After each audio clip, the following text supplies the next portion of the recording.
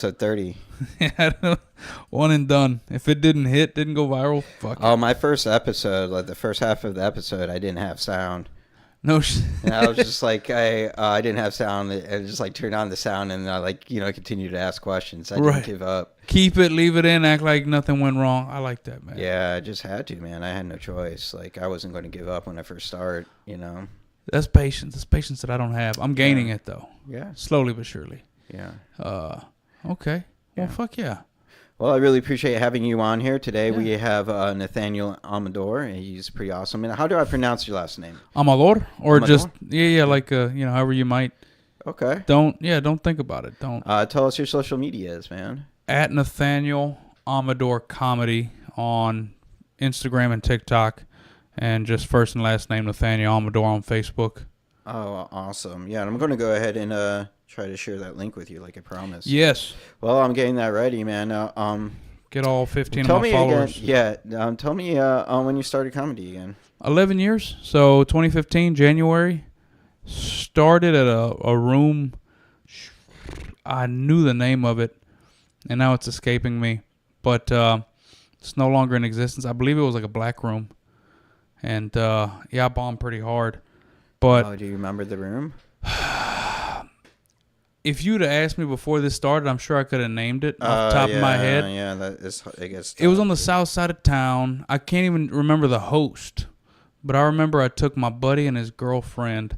I was like, I would tell anybody who would listen, I'm going to do stand-up from about 13 on. And then I was about 21. And we went. And you were young, dude. You sign up like any other open mic. And then the host gives you the warning, hey, you're up in 2 or 3. And this nervous energy just crept into the pit of my stomach.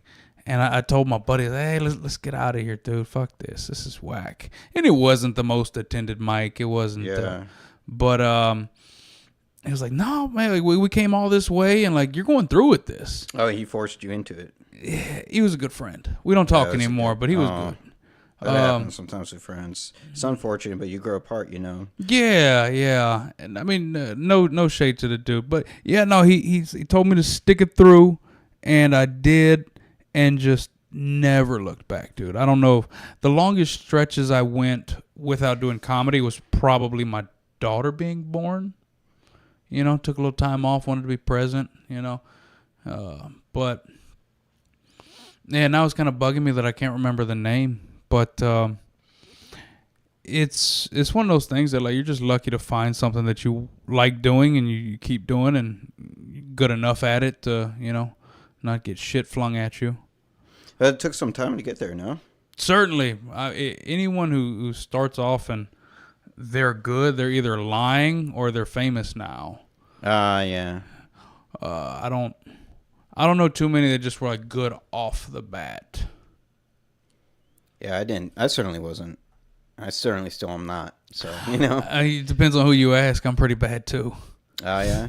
But, I see you out there. I see you featuring. I see you, getting paid to do your craft. So, yeah. I mean, 11 years in, I figured something should come of it.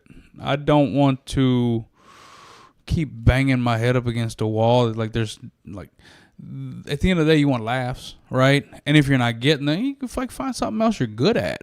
But, like, I'm good enough at this that, like you said, I get paid. I get decent spots. If I'm 11 years in and I'm still doing, showcases for chicken tenders and drink tickets, then something's wrong, I need to go pick up a guitar or some shit. Were you the kind of kid who was a class clown? I guess you could say that. I mean, more or less, I was like good at sports and was very social. Oh, yeah. My fans can tell that you like the sports. Oh, well, fucking... I like, I still like sports. I just, your bad back and a knee. But I didn't need for attention. I just kind of got it naturally. You get your, you do well in sports, little league, middle school, whatever. And, like, so I didn't need that. But I think I did like eliciting laughter. You know what I mean? Doing goofy shit or, saying the wrong thing at the right time, But no, I wasn't your like stereotypical, because I found out when I started comedy, a lot of like the people who are like really good were like outcasts in school, and I was just about the opposite. So, Do you think being, more popular has given you different insight and a different, way of looking at jokes than, some other cats? I realized it didn't mean shit. You know what I mean? Like you put a lot of stock into like just being accepted by your peers, right? Do you think outcasts were more willing to give it a try? Yeah, I think so. I also think they have a more unique perspective. You know what I mean? Just because they had, I guess, more time to like think outside the box, where I was just kind of playing within these guardrails of like societal norms, right? I didn't dig on anime or run to lunch with your arms back like Naruto or whatever weird shit like they were doing. Like, but that is a very fun type of comedy. It's just like the oddities. You know what I mean? Like, I don't enjoy people who talk about what I talk about. I want to hear something completely different. Would you say that you are a sports nerd? Do you think like you know stats and sports better? No. I enjoy it. Like, I'd say casually, but like I watch lots of sports, combat sports, stick and ball. But no, I wouldn't say I'm a nerd. I'm a suburban dad, dude. That's what I am. I'm embracing you are this now shit. for the last 5-6 years, right? Four Okay. years. Yeah, and that's time, man, goes fast. I thought it was much longer. Yeah, no, she gets big, and at some point, I'll leave my family like my father before me. It's a tradition I'm trying to keep up. Wow, dude. No, man, but I'm enjoying my lot in life. You know what I mean? That's cool. Yeah. It's not what I wanted. I was avoiding the shit. I was avoiding marriage and fatherhood. Really? Yeah. I mean, I didn't want it, but it's like it's been the best thing for me. Like, in practice, doing it. It's like sobriety.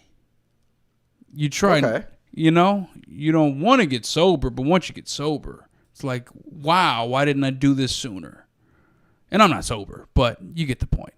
No, yeah. No, I hear you. Yeah. It's like you're avoiding the thing that actually makes you a better person. Exactly. And I'll complain about it all day, but I mean, it's good material. Exactly. And it makes you more relatable. That's what I'm finding. That's what I found out 4 years ago, because as soon as my wife got pregnant, I started writing jokes about her giving birth, and I was just kind of ahead of the game. Like, I started, because it's no small secret, like, comedy is a date night. It's boyfriend, girlfriend, it's husband, wife, and a lot of the times, especially if they're paying for tickets, they've got children and they got a babysitter. So it kind of gave me a through line of relatability that I've really taken advantage of. That's cool. Yeah, it's kind of hack, but I don't think so, because you have a different, unique perspective, Sure. And you're just introducing that, bit to it, but it's kind of what people want to go out to see, right? They want to go out and they want, someone to talk about something that's similar to their lives. Otherwise, they're going to be bored, and so you have to deliver something for them. Certainly, and like, what would you like to do your comedy on if it wasn't about fatherhood? Like, I like political commentary. Okay. I like current events, and sometimes I will write about them, but that's just more or less because it keeps you writing. Anything political 12 hours from now, it's outdated, so it's easy to just try making a joke. Keep churning out. Like, any of these, satirical political comedy shows. Yeah. Try to write 5 jokes based on the headlines. Yeah, that'll keep you right. And it's like, it's fun and it's challenging, but I've done a few different versions of that. Under different names, and none of them really took off online-wise, right? Kind of like write, record, edit, post, and just didn't do fucking numbers, so I quit doing them. But, yeah, I wouldn't mind taking another stab at that. That's something I do like. But I do like it, like, talking about my family, too. Like, it's not a chore to write about my everyday life. Do you think it is easy to write about your everyday life? It just flows pen to paper? I don't know if it flows. Everybody gets writer's block and then try to find something that's not only unique but legitimately funny. That's not an easy thing to do. No. But it does. And thanks for silencing your phone, Steven. Appreciate it. Hey, that's the blind girlfriend. She can't see that we're podcasting. She gets a pass, dude. No, for sure, man. If I can get her on the phone, let's get her on a podcast. She doesn't want to. I've tried. Really? Yeah, she'll do the TED Talk, but she's not interested in being on the live podcast. Huh. Mm-hmm. Well, it's not bad. Different stage. My old lady don't. She's pretty private too. She doesn't. Yeah. But no, man. It's just the most. It's the thing that comes most natural because it's what I do every day. You typically write about what you do, right? Yeah, of course. So, me complaining about them two is kind of consumed my act. But I also really enjoy. It's probably the wrong example because he's the best to ever do it. But like Dave Chappelle has gotten on this wave of like not only educating, entertaining, but then being funny. You know what I mean? Like he'll tell you about something and then make jokes. Like you'll learn and laugh. You know what I mean? Mm-hmm. I think that is fun for me. I have one bit that I do that is just like that, and I want to do more of the sort. But it's a tall task. Yeah. Well, what initially got you going into comedy? Besides for the friend, because you must have thought about it for a little bit. Just a need for attention. You think you had that in school? No, the divorce. My folks split up when I was like 11 or 12, something like that. Oh, okay. Yeah. So just between dad being completely gone and mom being mentally gone because she was, drinking when she wasn't working. It's just a call for attention, and it's something that like I could do. I couldn't play instruments. So you did become an outcast. You were one of the kids with divorced parents. Yeah. No, I definitely fell into a group of kids who also didn't have dads. Yeah. So yeah, I guess you could say that. Yeah. Right. I never thought of it that way. Thanks, Steven. Fucking shattering my reality. I'm sorry, bro. That's what I'm here for. I'm trying to, find out about you a little bit. Yeah, no. I mean, yeah, because you could see the shift. Because, like, if you saw, like, family photos and, like, it went from, like, baseball and sports and this and that, and then it was just bam. Like, I thought I was a tough kid. And, like, I'm hanging out with a brand new cast of people. And, once again, good for the moment, but also kind of fell out of favor and just don't talk too much. But just because we're not friends anymore doesn't mean we're enemies. You know what I mean? Yeah. But yeah, it was. I had a childhood friend like that when I went to like different middle school to high schools, and like just kind of lost touch.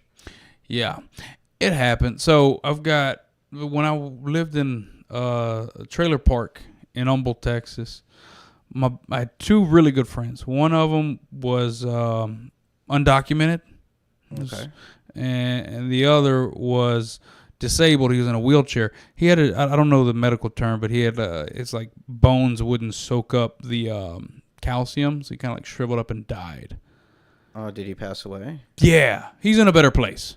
Oh, the sorry, man. Undocumented dude got deported, so he's in a much worse place. But yeah. And it was a little bit humorous, but also sad. Some dark humor. Do you do a lot of dark humor? Like I see you do it in reality. Not a whole lot, but it is like you got to be willing to go there. I don't know. I'm not a clean comic, but I'm also trying not to be filthy. Yeah. I'm not a dark comic, but like I'll touch that key on the piano every now and again. Yeah, that makes perfect sense. Yeah. Like to be versatile, man. I know when I was watching like Pryor, I had noticed something that like he's a good storyteller. He did act outs very well, and like in the middle of his bits, you'd have like one-liners. Like he was versatile. I don't know if he was the greatest storyteller of all time or he had the best one-liners ever, but like when you put all this together, it was one really rounded comic. Is that kind of where you're trying to go? You I guess touch so. All the keys on the piano. Yeah. Speaking. Yeah, I don't do a whole lot of act outs, but I will be somewhat physical on stage. I'll move around. Raymond Orta, that dude's a goddamn beast, and I think he's the one that told me like divide the stage up in squares and try to touch each of them like naturally, and kind of like owning your space. Yeah, controlling the stage. Absolutely. Right. And I go through phases. I think I've gotten away from it, but I used to. You can control the stage just by sitting in the stool too. Correct. And you'll find what feels more natural to you. I think what feels good for me is if I did divide it up in squares, I'm not touching that outer perimeter, but I'll touch like the inner 3/4, so to speak. You know what I mean? I can't stand perfectly still. And anyone who can, good for you. But I'll feel constrained. I don't know how you have to move around. So how was school, man? If you couldn't get up and down and from your desk, were you getting shout out for being ADD in school? No, but I also played sports, so like I had an out for that energy. Yeah. What sports did you play? Everything other than soccer because it's gay, but like baseball. So you didn't watch the World Cup then? Of course I did. I like Latinas, bro. Come on. I'm trying. I like my wife. She watches the fucking soccer. So, watching soccer is an occupational hazard when you like Latinas.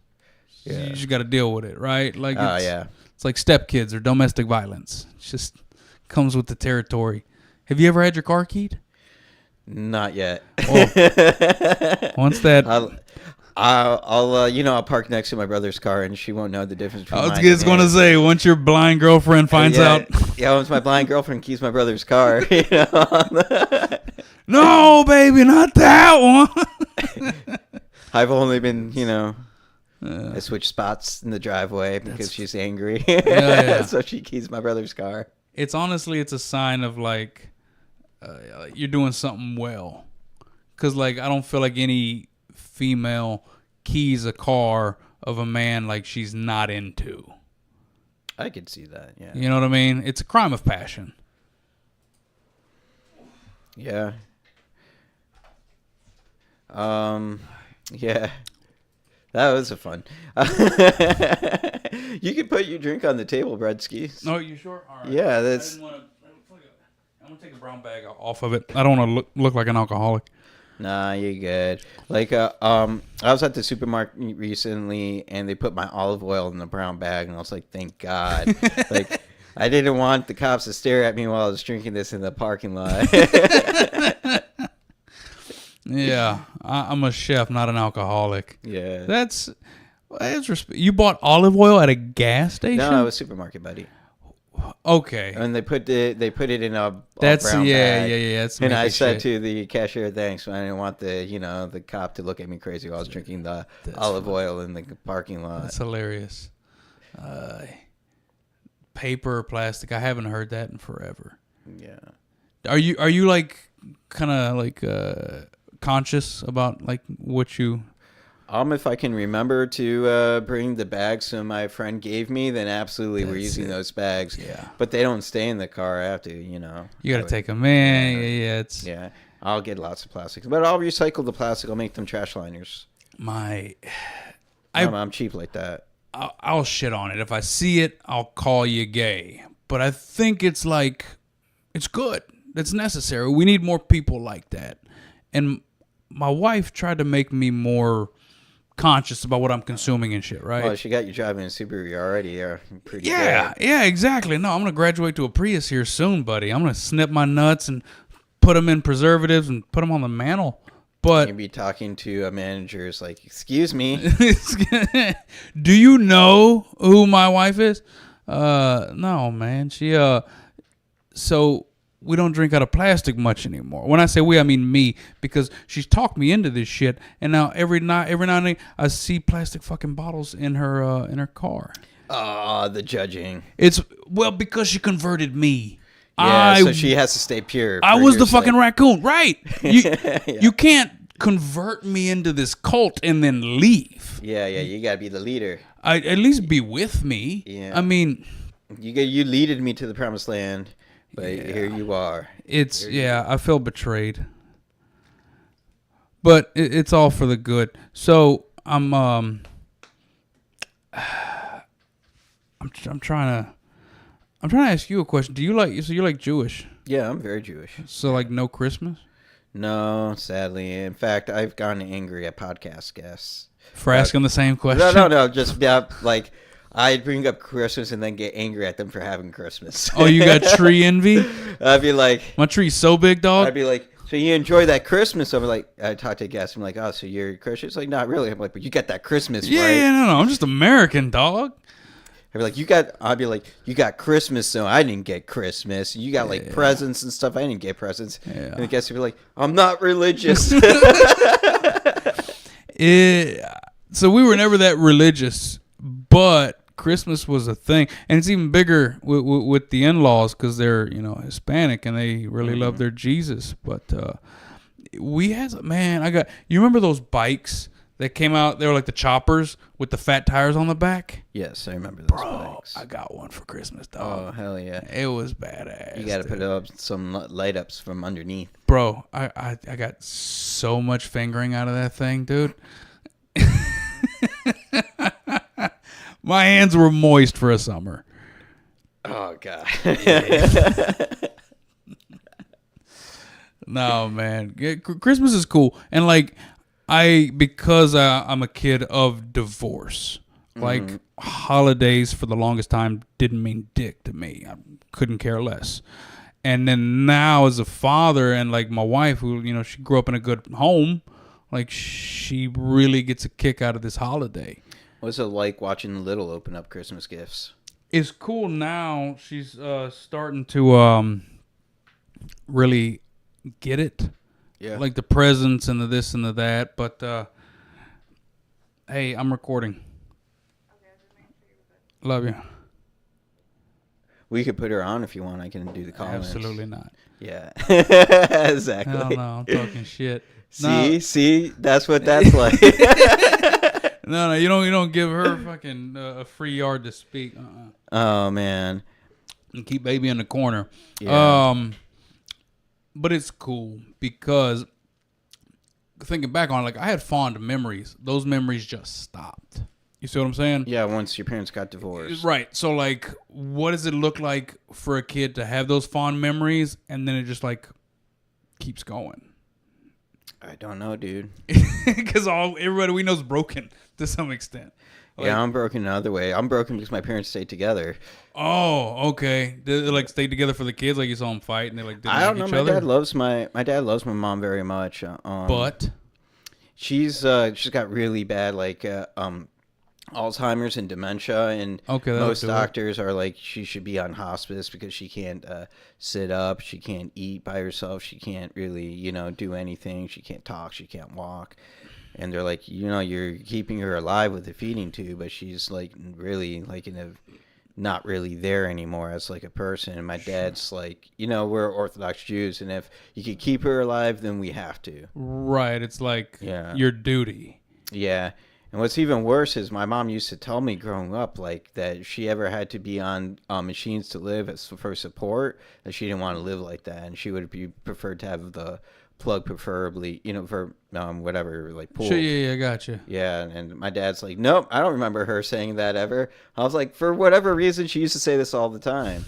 Like, I don't know if she knew that that's what was coming her way, or like that's just what comes to people eventually. Well, she just didn't know that God knew better.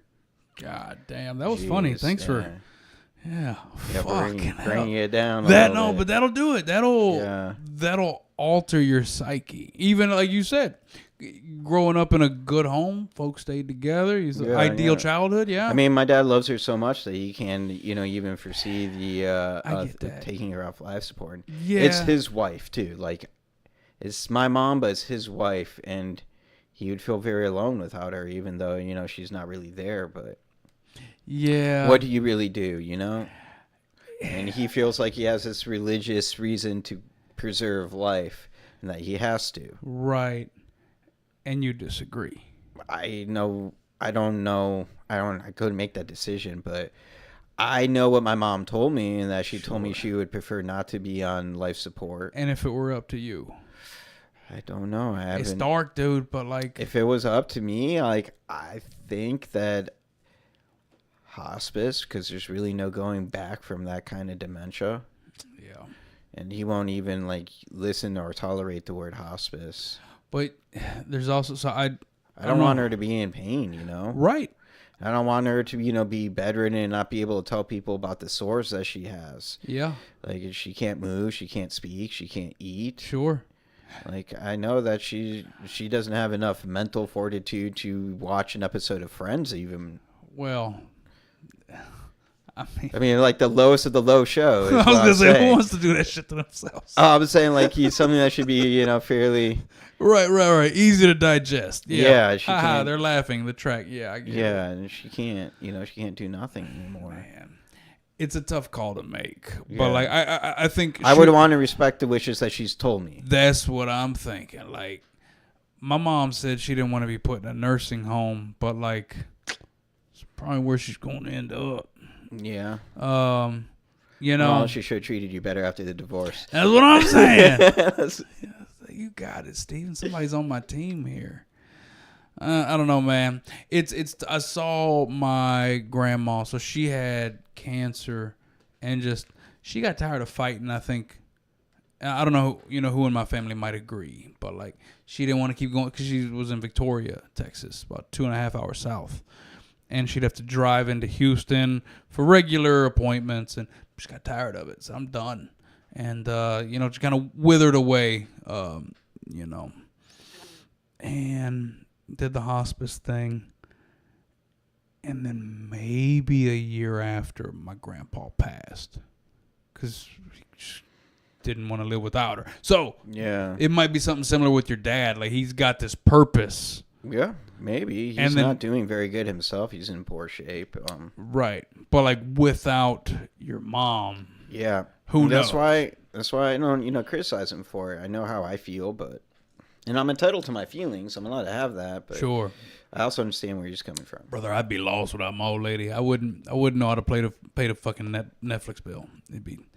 I'd be stuck with the rabbit ears, and yeah, I'd be really poor shape. Dude. I lived so simply as a single man. I never had Tell Wi-Fi. me what single Nathniel was about. Okay, we had the last place duplex, $700 a month, 2 rooms, 1 bath. Shit was put up, but it wasn't like clean, right? Organized, but hygienically, nothing in the fridge. Maybe a half a thing of mustard, some moldy bread, eating out all the time, smoking inside, which was nice, right? Cigarettes or others? Whatever you want, man. What do you want to bring to the party, dude? Okay. Fire it up. Nice. Very nice. But like I was always responsible enough that I had like a big boy job since I was like 22, 21. What's a big boy job? Is it a certain amount per hour, or is it full-time work? Full-time, 25 to $30 an hour, more or less. Like $60,000 a year before taxes. I don't know. Don't make me do math, dude. But like, I wasn't working. Yeah, that's enough for you to have had a house and a mortgage. And like Blue Cross Blue Shield benefits, like, yeah, I don't know. That's better than what I'm doing. I'm not overstating the importance, but like, I didn't do gig work. You know what I mean? Like, I don't know. I'm just saying, I kept my shit together enough that like I held down a job at a Fortune 500 company for like over a decade, but I was still wilding out. It's amazing that I haven't got like a dirty record. I've just I don't know, I've gotten lucky. I don't say it's like, because of God or anything. I think it's just dumb luck that like I'm as well off as I am. Would you get like ridiculously drunk where you would drive home and yeah, things? Bro, and of course, you don't really do much drinking and driving now with the never having a I family. Uber, brother. Yeah. Yeah. No, but I remember one time specifically, I woke up and I came outside of that duplex, and then someone had threw up, just blue chunks, right outside my driver's side door. And for the life of me, I couldn't figure out who it was. And I was pissed for about a week. I think I know where this is going. But I can't remember the last time I blacked out. So, like, I've gotten away from drinking like that. I mean, they used to be normal, but I don't know. I don't enjoy it anymore.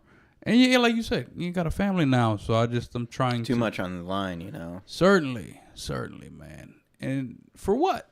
Just I don't know. Yeah, you usually aren't that much more of a fun time being 5 drinks in than you would be being 2 to 3 drinks in. Right. At some and point, then after 3 hours, like you're like half a drink in, you're sober enough to get home. Yeah. Definitely not sober, drunk enough to be puking on your own door and forgetting. Yeah. It's So, it's one of those it's things a young like guy thing to do, though. yes, like you did it. That's like you came out here to get drunk. You did it. It's acknowledging that and then knowing, hey, like I'm good. But no, once you're at that point, it's just too easy for another drink, shots, bucket of beer, and then next thing you know, you're getting pulled over, and now you can't drive for Coca-Cola or whatever. Like having your license fucking pulled. But you don't drink much. You don't. No. When you do drinking, you don't drink and drive. No. Not since, like, I was a stupid young pissant, I totaled a fucking car, dude. Wow. Tell Tell me about that. I had a nice 96 Lincoln Town car.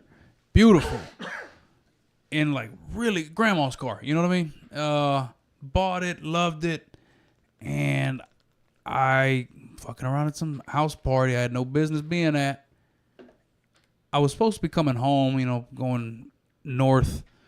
I ended up like going 610 west, and I was blacked out. I came to, and I just saw maybe 95 miles an hour on this digital dashboard in a car that's old and big, and this is low and slow, right? Kind of, and it fishtailed, and I right into the barricade, and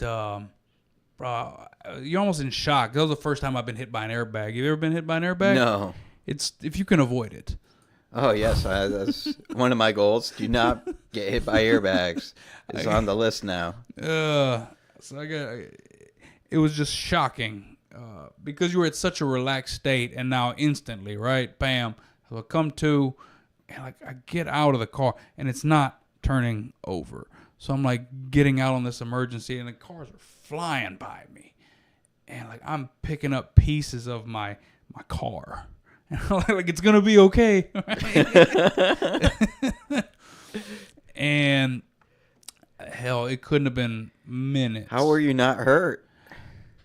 Not a scratch, nothing. I don't know if I had my seatbelt on. Maybe it was because you were blackout drunk. You were so relaxed. Well, there are pros to drinking and driving, but So the accident would not be one of those, just surviving it.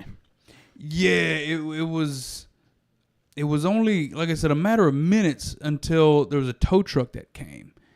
And by that time, I kind of realized the severity of the car. Like, it's not going anywhere without help. So I was like, dope, hey, string it up. Let's get the fuck out of here. And he's like, no, the cops been called, dude. I was like, right. So now I have to wait until they come.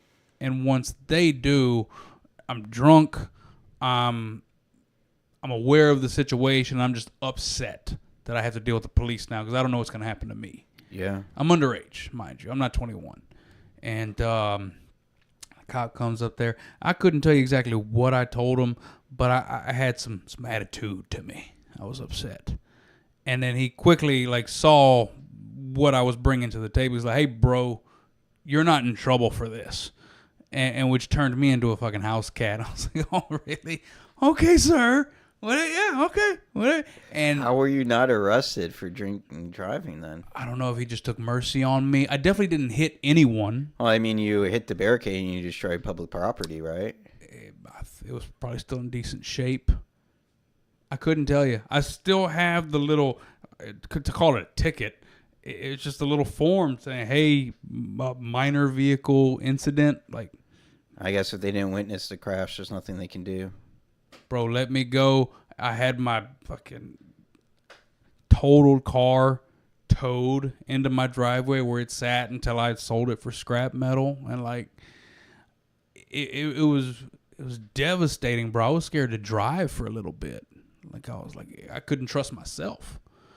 And then I was walking everywhere to work and this and that. And then I got hit by a car.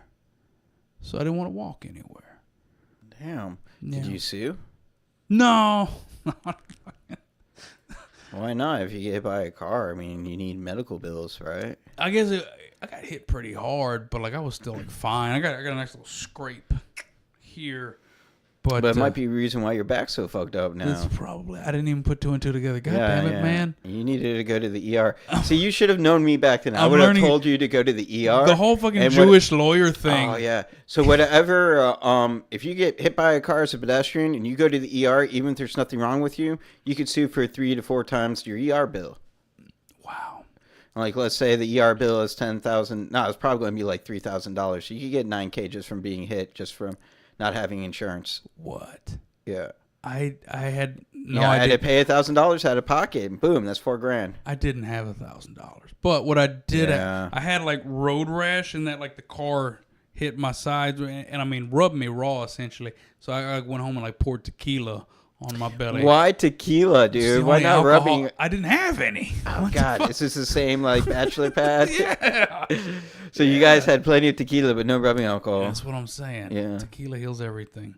But Does it? It was I don't know. Like I said, fun time, wild, but I don't know. I don't miss it. I enjoy the stability. I enjoy like just hey, everything's cool. I got insurance. I got health insurance. That's crazy. You know? Love to hear that. Yeah. It's I don't know.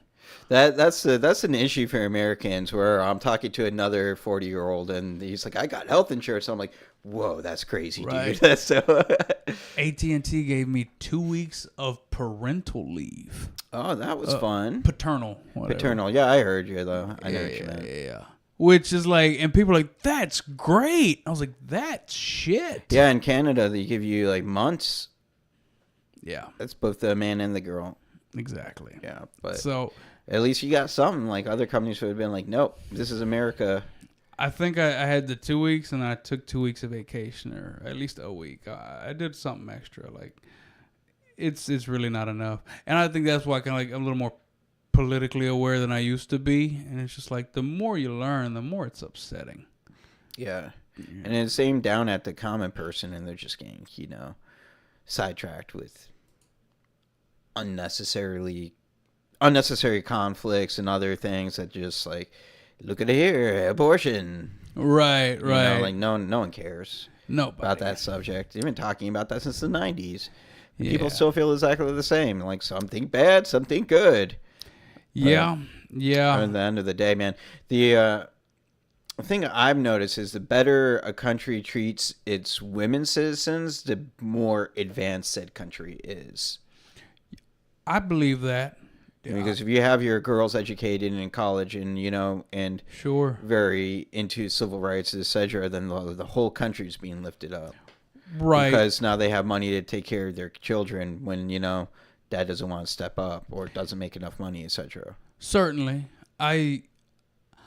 I'm mixed feelings in that. Like, if you want to stay home, then great. Oh, yeah, but you'd still have that choice. Exactly. And my old lady, she's smarter than me, makes more money than me. It's like, I can't tell her shit, and it's okay. Like, I know that, like, she likes me for me because she could do better, obviously.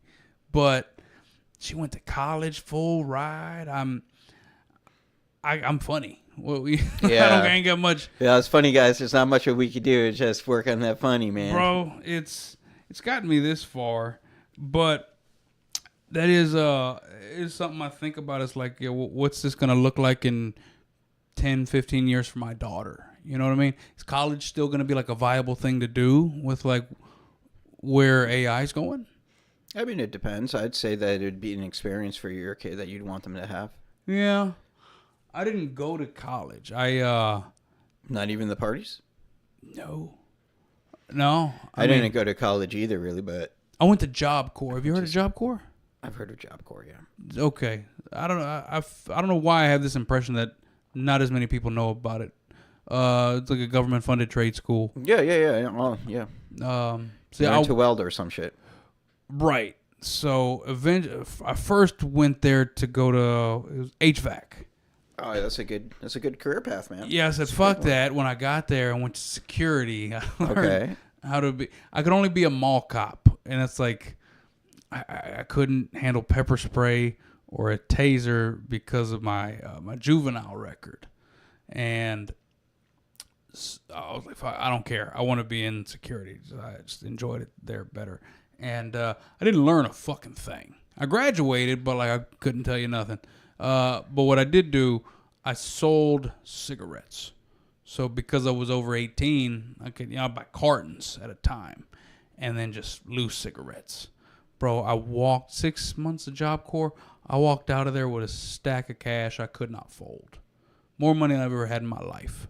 So, So it told you that you needed to put it in a vending machine that would sell cigarettes at Job Corps. there you go. Yeah. That was my college experience. Was 6 months of selling loose cigarettes to juveniles, essentially. But I mean, it was good for something. Do you remember the schools like NIT, like the tech schools, the 2 years? UTI. Yeah. Okay, yeah. Is that where you went? No, I went to HCC. It's That's behind right. your Yeah, head. see, you got the... Outstanding student, May 2nd, 2008. you got student of the year in June. Yeah. Yeah. Nice. Yeah. Pretty proud of that, huh? I mean, it was the one time I won free money. Like they gave shit. me a grant. Well, it was like $300 and $100 gift certificate to the art supply on Main, which was dope as hell. That's pretty cool. Yeah, I never had like that kind of treatment where like people are like, you're doing good in school and we really like your portfolio. Like, yeah, here you go. Huh. Yeah, I've never had that. Yeah.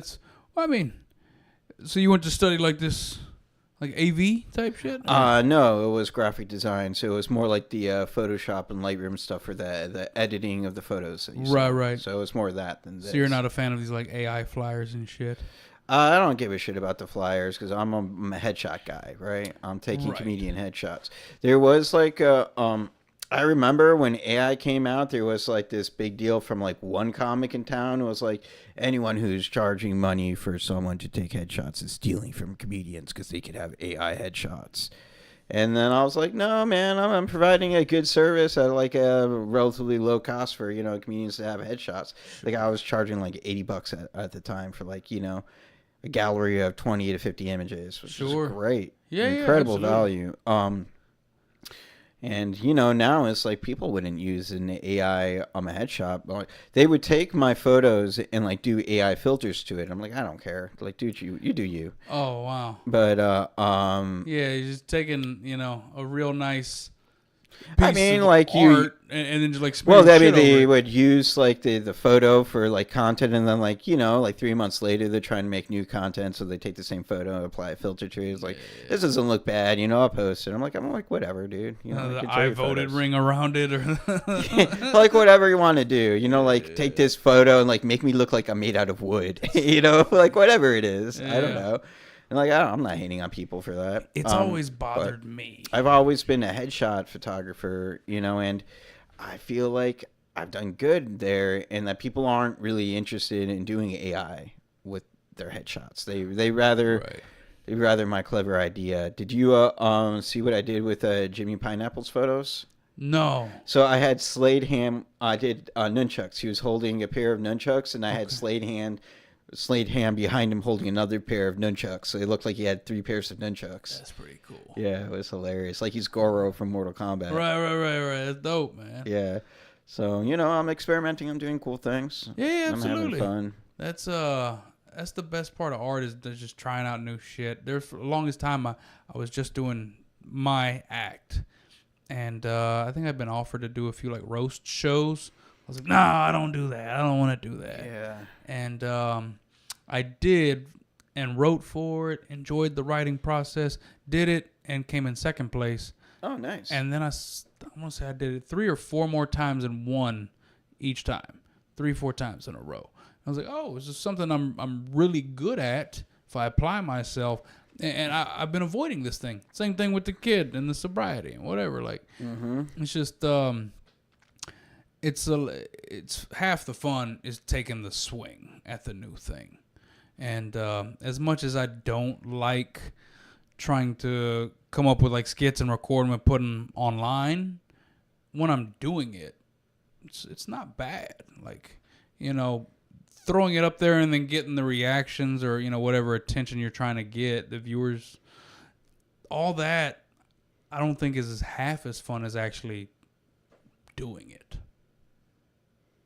Yeah, that's cool. I was going to ask you how you craft a roast joke, how you go about crafting one. But I guess you just try, man. It sounded like it. Well, you got to be willing to be mean, and I've never had that problem. I'm not. That's not what I thought you were going to say. I'm not like I was ready to be mean. I'm not a dick, but like if you'll allow me the opportunity, yeah, I'll tell you how I feel. But I enjoyed preparing. So like with that back of the bus, yo mama this, or kind of tearing down what you look like. That's on the spot. That's a muscle that you hone. Mine was all prepped and prepared. I kind of knew my target, and then, I mean, most of it is like surface level, right? Tearing down what they look like, what they sound like. But the best roast jokes, I mean, we've all seen the roast battles and things. It's like getting to know, your mom died, and then here's why, she was tired of, looking at you, or whatever the fuck. Like, getting to know someone and then tearing them down with that is like, I don't know if I've gotten that deep into it. Because mostly, the You Look Like show. Yeah. Here in Houston. That's the one I've been doing. But I did the Roast of Houston Sports with Barry Laminack. Barry. Oh, yeah, I know Barry. And that I was able to write for Kanice Nana, Barry Laminack, a radio host, Paul Gallant, and Jesse Payton, which are all guys other than Paul that I knew personally. Damn, that's a lot of different jokes to write. I think I executed well too. I think I shined in that moment. That was a couple of years ago, but as an exercise, it was fun to do. And with your act, you've heard it, you've done it, you can work on it, but there's kind of a framework. I didn't practice any of these roast jokes. You write them down, present them, right? So it was kind of like sink or swim, and it was cool to swim, so to speak. But yeah, I think the better you know someone, the better it'll go. But if you're not, some people aren't mean, dude. I think that's a big aspect of it. You got to be willing to say some really hurtful shit in a funny way. Wink, just kidding. But no, I mean it. And you have no problem. I mean, every roast joke I said. Yeah. It's I don't know. A part of it is like brutal honesty. You look like this, or you sound like this, or here's what I really think. But I really have respect for all those dudes specifically that I roasted. So if I really thought someone wasn't capable of defending themselves verbally or in a comedic fashion, I don't know if I'd feel comfortable setting my sights at them. You wouldn't take on an open mic comic then? I wouldn't like to. Sure, I would. If there's money at the end of that rainbow. Yeah. You're sorry, homeboy. I know you ain't got anything loaded, but I'm about to rip you. Yeah. You're collateral. The great white shark's about to tear you to shreds, man. Civilians die in war sometimes. But I'm not a storyteller either. Jesse Saldana. I'm a big fan of the way he tells stories. He's really good at it. I am not. But there was a storytelling show. I was I have a story. Let me write, punch it up, and present it. So working in the different areas of comedy, I truly like. I haven't done much acting, which I think that would be cool. Something different to do, whether a skit or... I really want to do acting too. Yeah. I want to get into acting, yeah. It's not something that I would want to, is I'm thinking about it. I think it would be fun to learn different actual acting techniques and practice some and see, if I could do that kind of art form too, because I clearly like the arts and stuff. Who's putting together some really funny stuff is Pedro Pedro Deli. Yeah, Pedro puts together some funny He's stuff. shot well, Yeah. dude. It's I didn't know he had that in him. I only knew him as a stand-up, but Yeah, Pedro's remarkably talented. I talked to him about like getting together to do headshots a lot, and then he was like, "Oh, I can't." he's also one of the few like gay dudes who's like, I can fight, and I'll fucking fight you. Like, yeah, he likes fighting people. He enjoys pissing people off to see if he could get into a fight with them. yeah. Yeah, he's one of the few like comics that I seen like actively egg on a mentally not with it person to see if he could fight him. And he did, so much success to him. Yeah, that's pretty progressive of him. Yeah. Treating him like an equal. Good for him. Yeah. Like you were talking about fish in a barrel, man. Bro, I've never fought a mentally challenged person. I don't know how much. I have farted in a little person's face, though. Was it Clinton? No, but he's got it coming, though. No, so what happened, I was going to school at a different high school. I got kicked out of my folks' house. And I was in Calhoun County. So this is Calhoun High School in like Port Lavaca. And there was a little person who was a cheerleader. Obviously, she was like the one they threw up. But like, she was in line for lunch. And I had like my cousin. That's who I knew. I would always skip line to go, with my cousin. And she just happened to be right behind my cousin. And me treating her like an equal, I would have skipped anyone else. I didn't feel bad because she was a dwarf, right? So I skipped in front of her. And just that day, I had to rip ass. And No. I did. It was a girl, too. It was a girl. Yeah. Oh, man. She wasn't that pretty, so it's okay. That's the rule. If you are ugly, I will fart on you. You heard it here first, and that's the name of my new podcast. If Nathniel thinks you are ugly, he will fart on you. Absolutely. Full blast. My wife's pretty. I fart on her. Have you farted in front of your blind girlfriend? Oh, yeah. She didn't see it, though. I didn't see it coming. Yeah, it's I didn't wait long.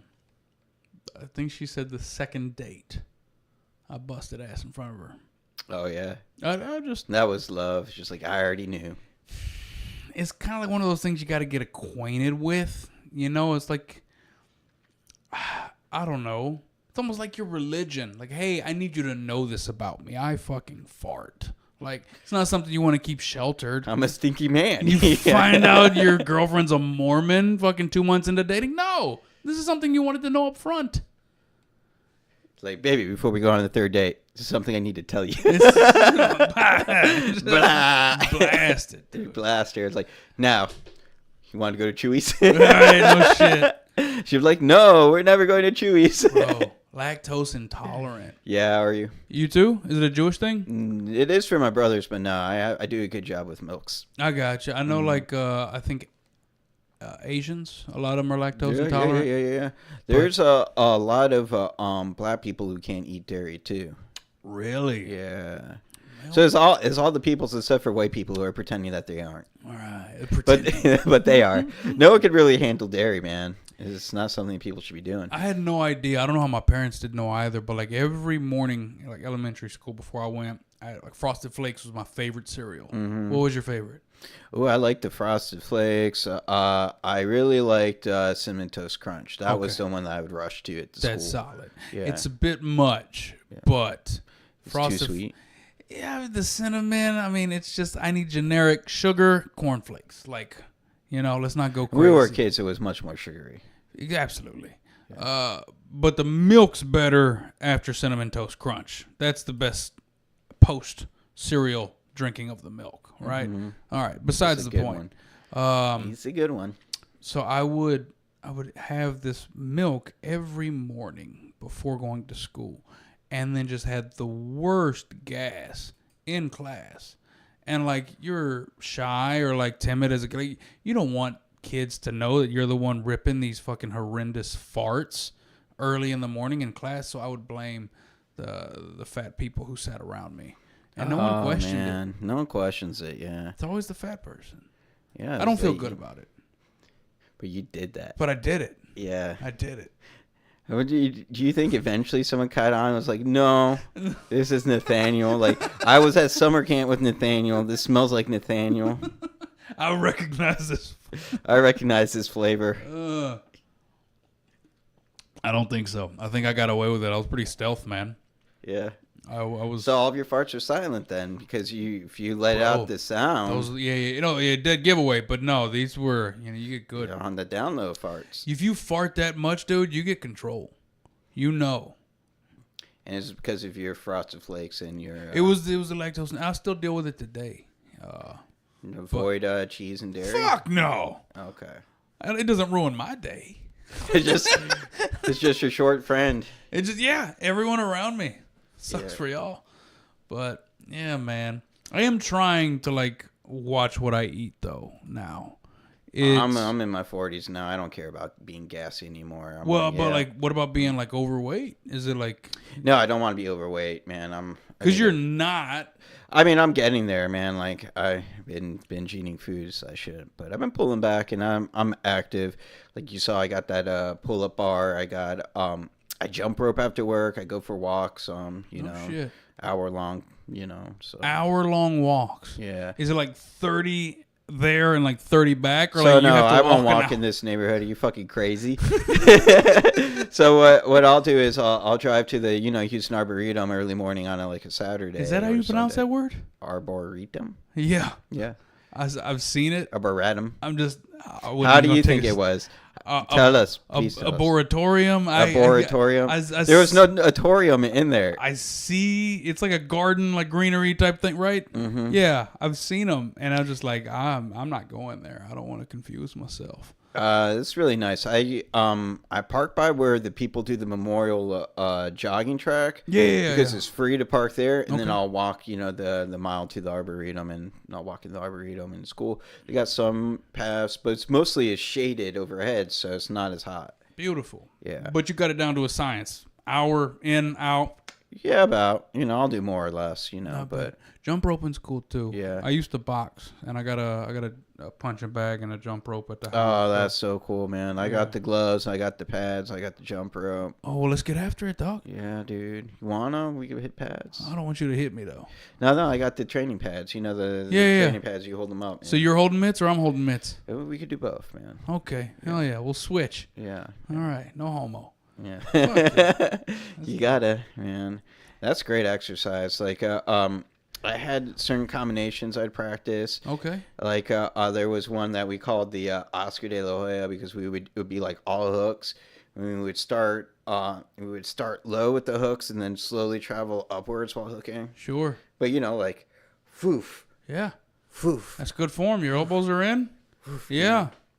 Hands that are up was high. Fun, yeah. Hell yeah. Man, Oscar de la Hoya used to hit that 6-hit combo, Yeah. whack people. Yeah. And I saw him try it on Manny Pacquiao, and he was like, "Nah." It's like, nah. I was at that press conference in Houston. It was pretty dope. Really? Yeah. They went to NASA to hold the press conference. It was just like that way, and I got to meet Freddie Roach, Pacquiao's trainer. Okay. That was really cool. Hell yeah. I spoke to Rocky Juarez. He was really cool. He was like a Houston fighter. He was a belt holder at one point. He told me that during his fight with Barrios, he got clocked so bad that he was like seeing double, and then he just knocked him out, and he got lucky. No. He told me it was a different fight. But he said that before the fight, he was seeing double. And then he didn't tell any of his doctors that he was like his eyes weren't lined up right because he wanted to still be able to fight. Hell yeah! And then like he got like another hook and it fixed his vision.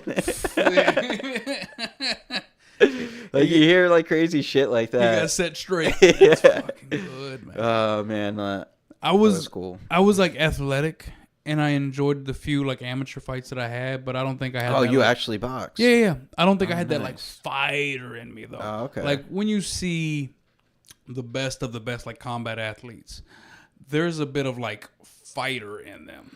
Yeah. Rarely are they like athletes who fight. You know what I mean? It's like you Sometimes you get a nice crowd. sometimes, but like the best of the best. I feel like more often than not. Well, like Mayweather, I don't feel like he He's wants not a- to fight people. You think at he's all. more athlete than fighter? I Yeah, think that's fair. he spends like he spends the whole hour trying not to be hit and landing a jab. Like I got tech, I got another tech, I got another tech, I got another tech, and you're just like, you're not going to catch me, you're not Right. going to get me. I got another tech, I got another tech. Yeah. And it's just Yeah, you know, he was more a really quick athlete, job and just getting the fuck out of the way. That was it. athlete and like marketing. He knew people were Yeah, watching. and he knew there was more money in being the heel than there was in being the hero. Right, but So like he always marketed himself as the heel. Tyson, you'd say is more fighter than he was athlete. He was a great Oh athlete. yeah. Once he got taken out that first time, it was. That's why I didn't think he was going to win that fight with that young dude. That I don't remember his name. Like whatever that the Schmigegi's name is, because once Tyson got like knocked out that first time, that first fight, all the fighters started like, all right. Tyson got knocked down. This is it, and they went one by one. He just got lost. He's not untouchable. Yeah, he wasn't like. So everyone had their chance in their like reclaim fight, and he just didn't have it after that. Yeah. Once that happened, it was over, man. But he was definitely just like I said, just like an animal. You that, got to the very top, and then it Right. was that decline, dude. Yeah. And I mean, like he stayed like a prime fighter, but like he was no longer the lion. Right. He maybe very much like a front runner, but He was beatable. yes. And then everyone took their chance and they beat him.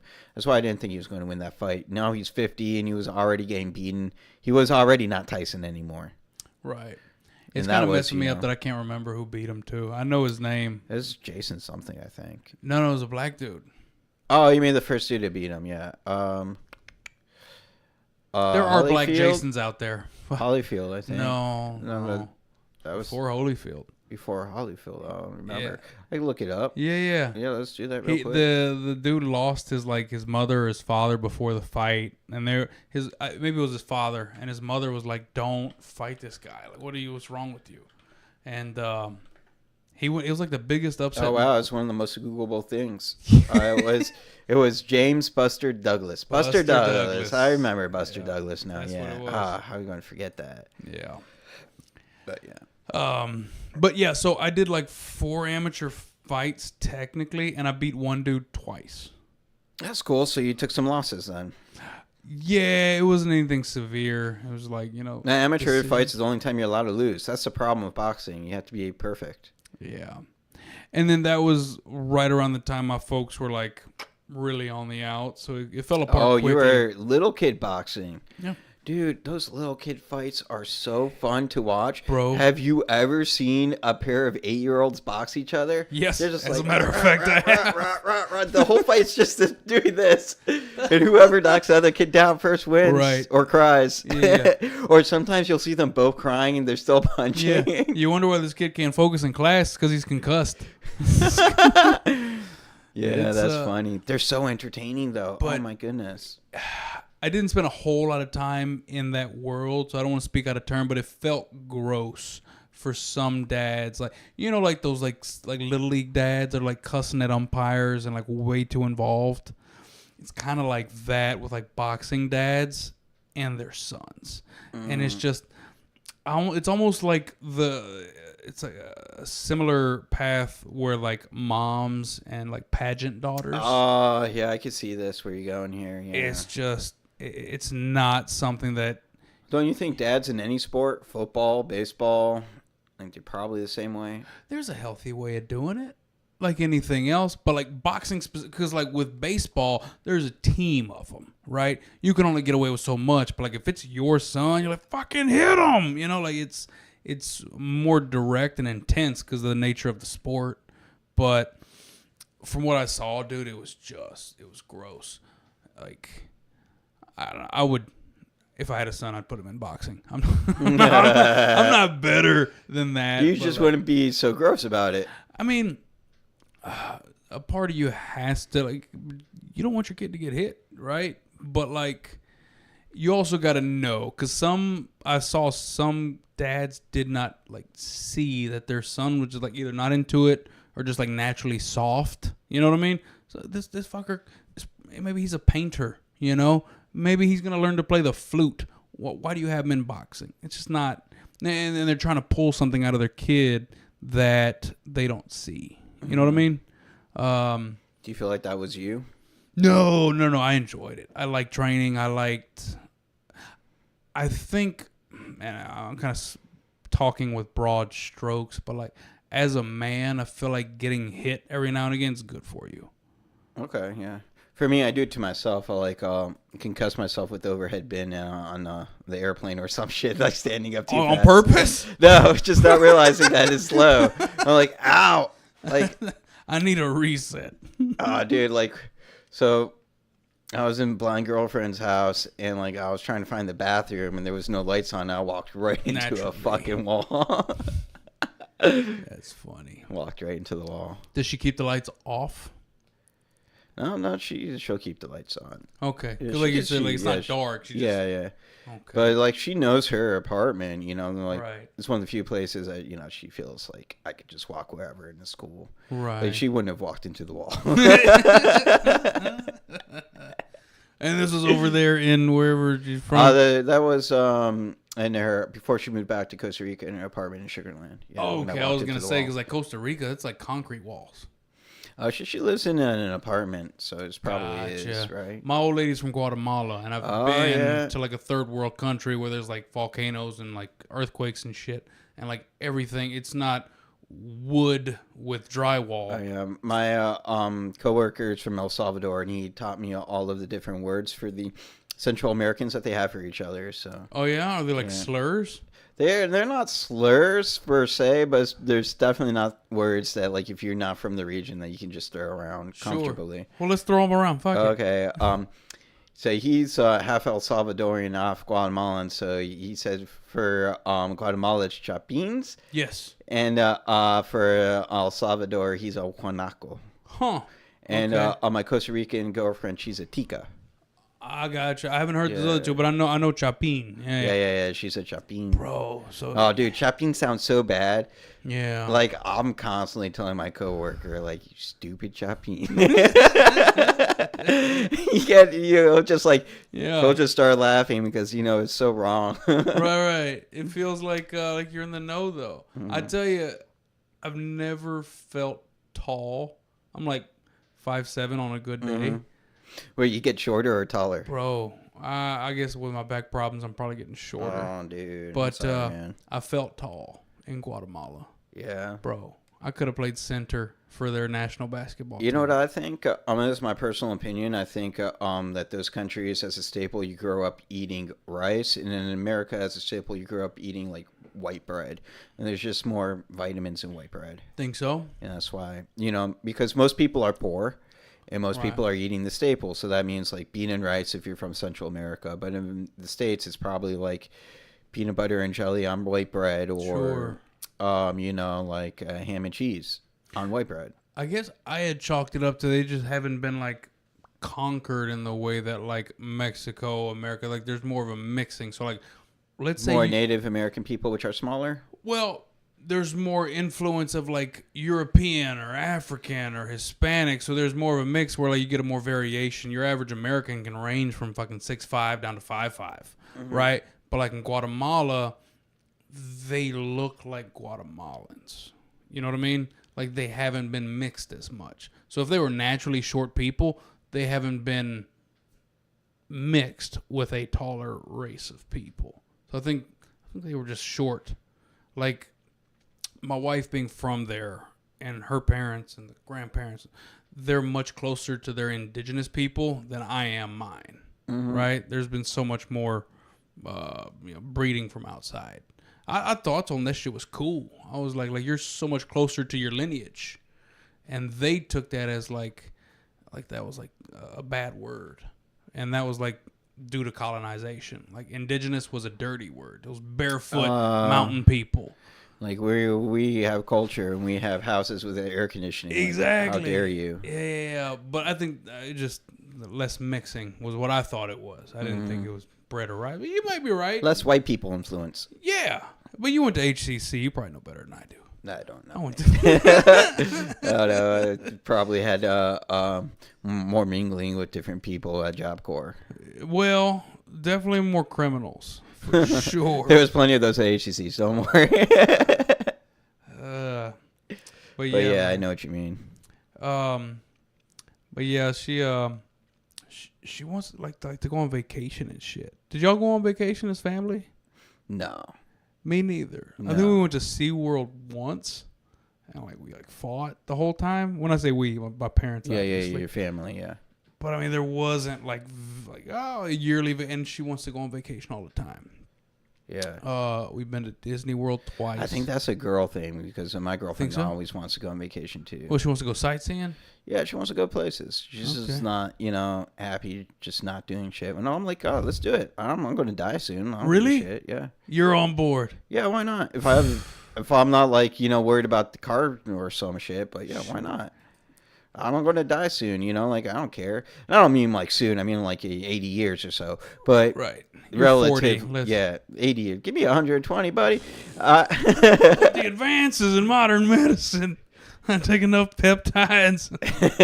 I inject it right into my eyeballs. It keeps me going. But I plan on being here, for as long as I can. But yeah, if she wants to go on vacation, I'm down. Like, why not go places? I'll go, but I have to complain about it first. That's a ritual then. I just like someone in her family. It's just like you don't want to spend money, or you just don't want to leave Houston. A little bit of both, but it's not what I've done. I am so fulfilled between what I do for money, comedy, my family. Like, I don't need much else. If I don't go see the world, I can still die a happy man. You know what I mean? But there's nothing wrong, bro. It was cool. We went to Guatemala and saw volcanoes and a nice lake and different parts of the world and people. And like, I feel better, more well-rounded because of it. Is it like one of those things where you were resistant to, but then when you did it, you were like, yeah, this did make me better? Like sobriety, like anything else, yeah. Would you do a touring comic act, or would you just want to stay here in Houston with your, comfortability? That's a big question. Obviously, I want to do this full time, but I also don't want to miss out on my daughter's like childhood. And like, I know comics who work on cruise ships. Right. They're there for a while. Make a good living. I know at least a few of them. It's like their wives don't have to work because of the income that they make, but they're always gone.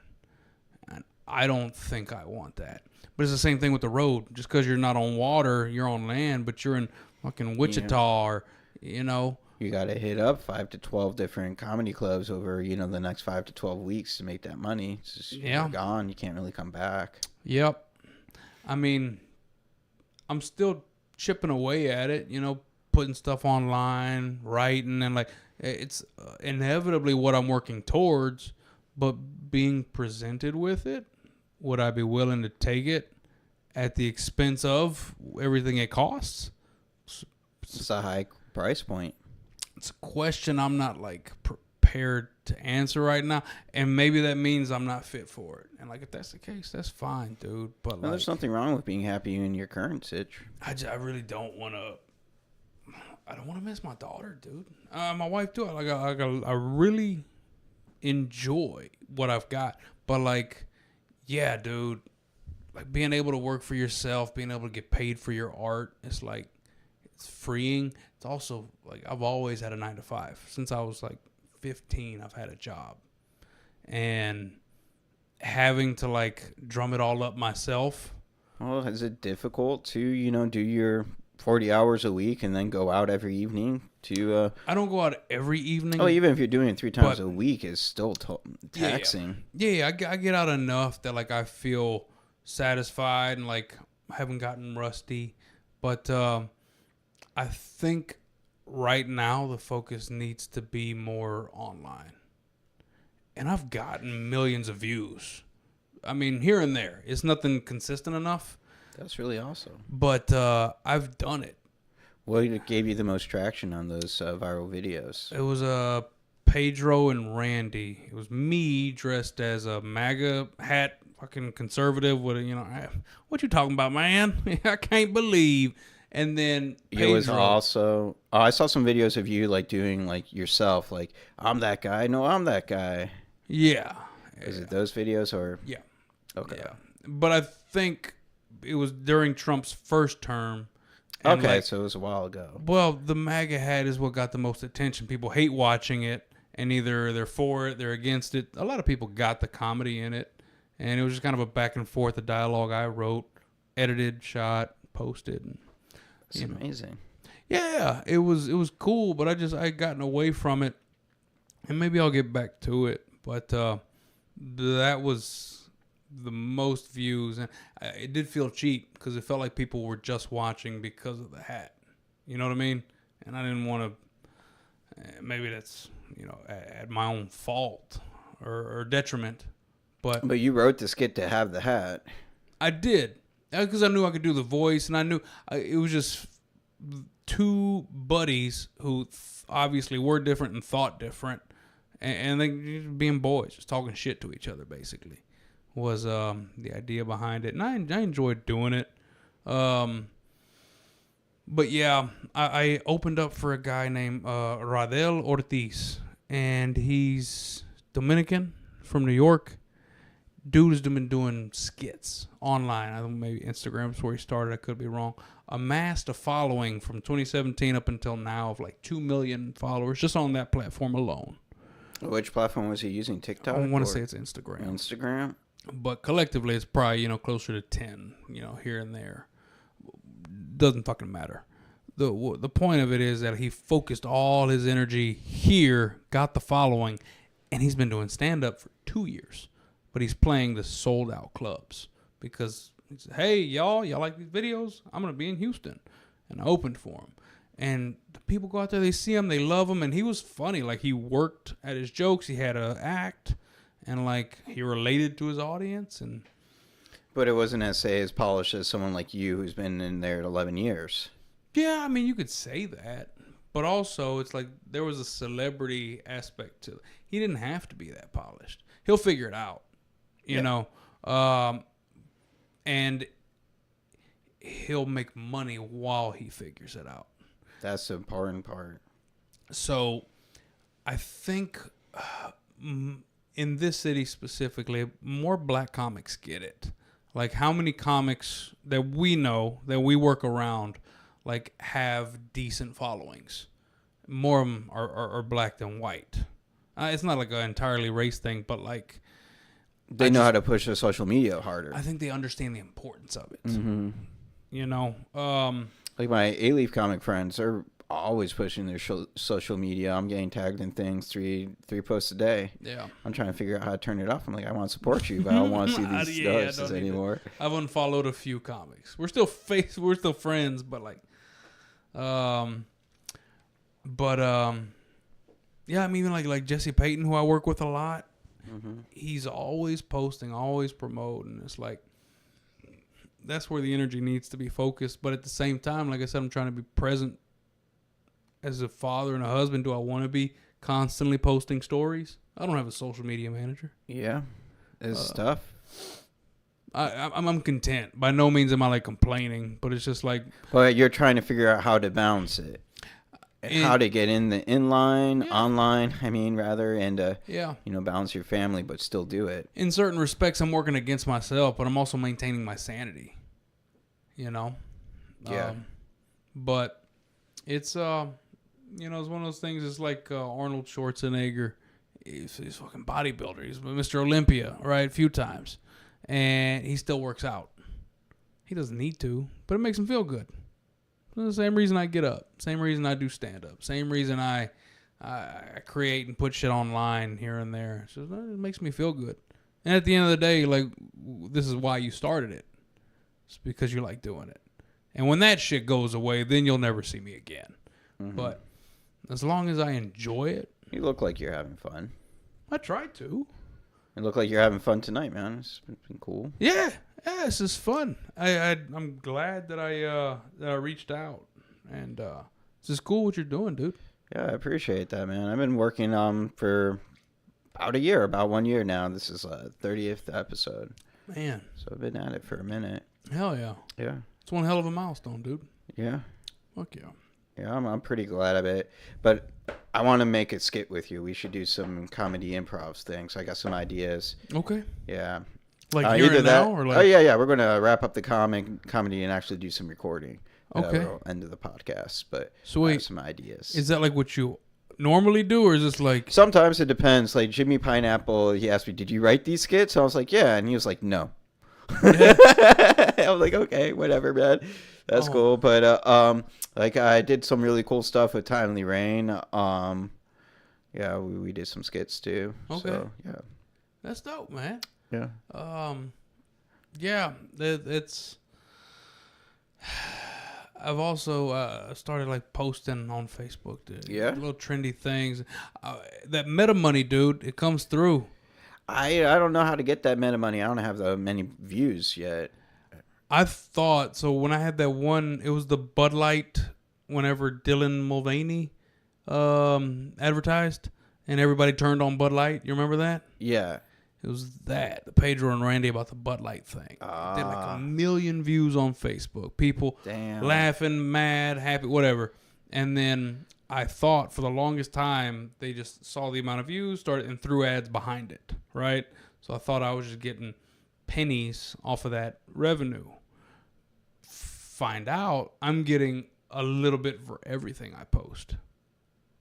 So that's how I was getting, $7, $8, $10 a month. And if I did well, hell yeah, man. The most I've gotten was probably like a $300-$400 check. That's awesome. That's an electric bill, dude. It's not regular enough, but it was like something. It's money that's yours now. Bro's not complaining, and I ain't reporting it to Uncle Sam. He's hearing us. Yeah, no shit. Well, if the Pentagon can fuck off $1 trillion, they don't care if anything's under $500. They don't care. There you go. You gotta make more than 500 at a time. Well, I just gotta stay poor, and they won't care. Yeah, I can do that. That's what they want. You stay poor. Like, what's his face? Carlos Mencia was like, he said, I was filling out 1099s, W-4s, whatever. I was just not paying my taxes at the end of the year. I thought they would send me a letter or something and I'd pay it then. But no, they showed up to my house and arrested me. I was like, but why? I was like, 10 years not paying taxes to home dog. That's funny. You didn't give me a heads up, nothing? Like, he sent me like a notice. I'd be like, you got me. You just waited for it to be millions of dollars and then you arrested me. Now that I ain't got it, you want it. That's funny you bring up Carlos Mencia. That's probably the reason I wanted to start doing stand-up, and that I saw the Mind of Mencia. You remember that? No, was it a special? No, the Mind of Mencia was like Dave Chappelle. It was like a sketch show. Okay. And it was on Comedy Central, and I saw it, and I was like, oh, I can do that. It was not great, but it was the first comedy show I ever saw. For me, it was Mad TV. Oh, no, Living Color. Yeah, okay. Yeah. Jim, I wanted to be Jim Carrey. No shit. Yeah, because he was the only white dude with black friends. I'm like, that's me. And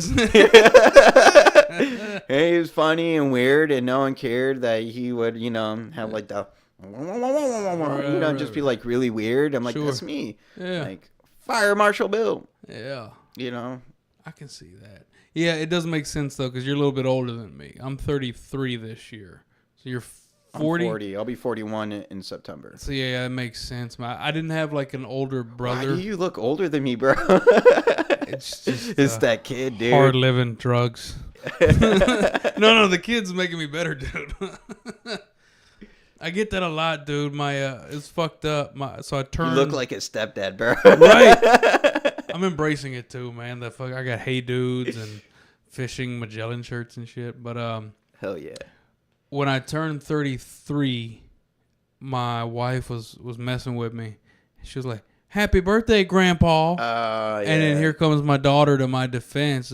He's not a grandpa. He just looks like that. Oh damn, that's not any better. Don't defend me, dude.